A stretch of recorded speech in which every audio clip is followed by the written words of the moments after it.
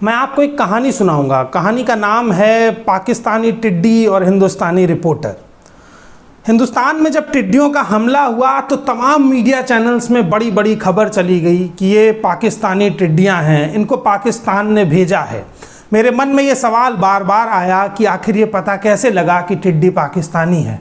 तब मैंने इस देश की मीडिया के जुझारूपने को देखा कि एक मीडिया कितना ईमानदार और कर्मठ हो सकता है। पत्रकार छत से उड़ते उड़ते कूद रहे थे और टिड्डियों के गले में लटके आई कार्ड पर उनकी नागरिकता देख रहे थे। उनकी नागरिक पहचान देखने के बाद उसकी सीधी रिपोर्ट चैनलों पर जा रही थी और इसके बाद पता चल पाया कि वो टिड्डियाँ पाकिस्तानी टिड्डी हैं। लेकिन तब तक बांग्लादेश नाराज हो गया और वो पाकिस्तान से झगड़ने लगा कि बांग्लादेश की टिड्डियों पर पाकिस्तान अपना दावा कैसे कर सकता है। लेकिन ईमानदार भारतीय रिपोर्टरों ने ये भेद खोल दिया और एक बड़ा घोटाला जो 2G और राष्ट्रमंडल घोटाले, व्यापम घोटाले से भी बड़ा था, टिड्डी घोटाला, वो आपके सामने आ गया। और आखिर आपको देश की मीडिया ने बता ही दिया कि ये टिड्डी पाकिस्तानी है। ये कहानी आज से 15 साल बाद हिंदुस्तान के पत्रकारिता के छात्रों को उनके सिलेबस में पढ़ाई जाएगी कि कैसे पत्रकारिता अपने उच्चतम चरण में थी और देश के पत्रकारों ने कैसे पत्रकारिता में अपना सर्वश्रेष्ठ योगदान दिया। मेरे मन में बार बार ये सवाल आता था कि आखिर पत्रकारों को ये पता कैसे चला कि ये टिड्डी पाकिस्तानी है, जबकि हिंदुस्तानी युवा जो दिन रात नौकरी के लिए प्रोटेस्ट करते रहते हैं वो पता नहीं लग पाते हैं। और खुद इंडियन मीडिया लोगों से उनके हिंदुस्तानी होने का सर्टिफिकेट मांगती रहती है और तो और देश की सरकार देश के नागरिक से ही ये कहती रहती है कि तुम पाकिस्तानी हो, तुम्हें पाकिस्तान भेज देना चाहिए। लेकिन जो टिड्डी आसमान में उड़ रही है वो पाकिस्तानी कैसे हो जाती है, ये मुझे समझ में नहीं आया था। खैर, ये तीनों बड़े मीडिया चैनल जिनका नाम रिपब्लिक टीवी, इंडिया टीवी और जी न्यूज़ है, इन 3 महान मीडिया चैनलों ने उस टिड्डी की नागरिकता खोज निकाली। असल में खबरों की भी एक नागरिकता होती है। भारत में पाकिस्तानी नागरिकता की खबरें ज़्यादा पसंद की जाती हैं। ये ठीक वैसा ही है जैसे इंडिया और ऑस्ट्रेलिया के मैच से ज़्यादा TRP इंडिया और पाकिस्तान के मैच की होती है। न्यूज़ रूम भी तो अब खेल के मैदान जैसे ही हैं, जहां बस खबरों के चौके छक्के लगाए जाते हैं। कोई जीत जाता है और कोई हार जाता है। आप भी चीयर करके अपने अपने घर वापस आ जाते हैं। लेकिन आप ये भूल गए हैं कि मीडिया की उपयोगिता सिर्फ क्रिकेट के मैदान और चीयर करने तक नहीं है। लेकिन टिड्डी का गेम मुझे बड़ा ही रंगीन समझ में आता है। वो कितने कर्मठ पत्रकार रहे होंगे जिन्होंने टिड्डी की नागरिकता खोजी और ये बात स्पष्ट की कि ये टिड्डियाँ पाकिस्तानी हैं। लेकिन सवाल इस देश की रक्षा मंत्री और गृह मंत्री पर भी उठना चाहिए कि इतनी ज़्यादा तादाद में सीमा से इस पार पाकिस्तानी टिड्डियाँ कैसे आईं। ऐसे दौर में जब सारी हवाई यात्राएं कोरोना के चलते बंद कर दी गई हैं तो ये टिड्डियाँ हवाई यात्रा करते हुए हिंदुस्तान के भीतर कैसे आईं? क्या इनके पासपोर्ट चेक नहीं किए गए थे?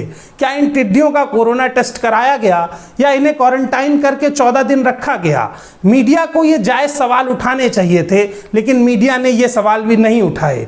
मीडिया अपना कोई भी काम पूरी तरीके से नहीं करता है। सवाल ये है कि भारत के गृह मंत्री और रक्षा मंत्री की बड़ी चूक से हवाई मार्ग से कुछ पाकिस्तानी टिड्डियां कोरोना काल में हिंदुस्तान में आई और मीडिया ने सरकार से सवाल फिर नहीं किया। जब टिड्डियों की नागरिकता खोज ली गई उड़ते उड़ते, तो फिर भारत में NRC और CA लाने की क्या ज़रूरत है? चलते फिरते हर आदमी की नागरिकता टीवी चैनल खोज ही लेंगे। दूर से जूम करने वाले कैमरे ने टिड्डी के गले में लटका हुआ पाकिस्तानी आई कार्ड देख लिया होगा तो वही कैमरा जूम करके हिंदुस्तानी लोगों की भी नागरिकता पहचान लेगा। इतनी लंबी प्रक्रिया NRC और CA करने की क्या ज़रूरत है?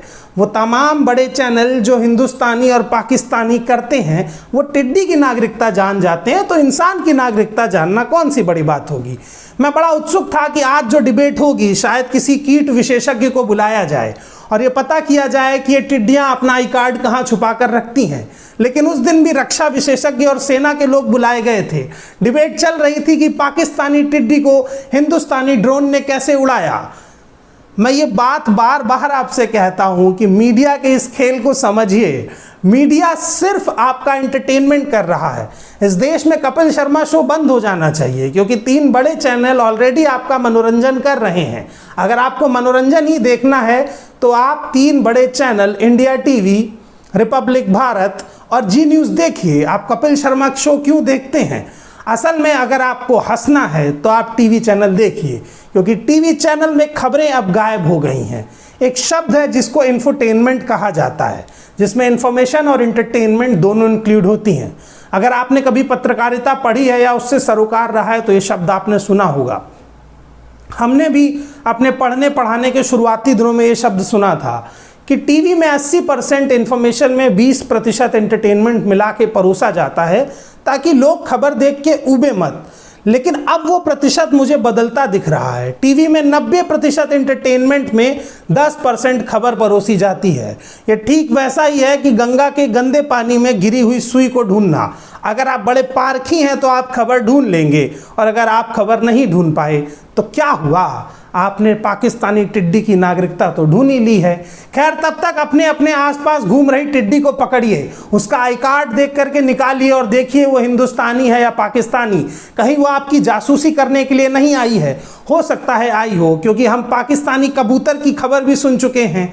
इस देश के मीडिया चैनल कबूतर, टिड्डी और मकड़ी की खबरें चलाते रहेंगे, लेकिन इस देश का युवा जो बेरोजगार है, इस देश के सरकारी स्कूल जो जर्जर हैं और इस देश का भ्रष्टाचार जो चरम पर है, उसकी खबर आपको नहीं दिखाएंगे, क्योंकि उसका ना मीडिया चैनल से लेना देना है ना आपसे। आप भी तब तक के लिए बोलतंत्र को सब्सक्राइब कर दीजिए, और अगर आपके आसपास कोई पाकिस्तानी टिड्डी दिखाई दे तो उसकी फ़ोटो कमेंट बॉक्स में ज़रूर भेजिएगा। धन्यवाद।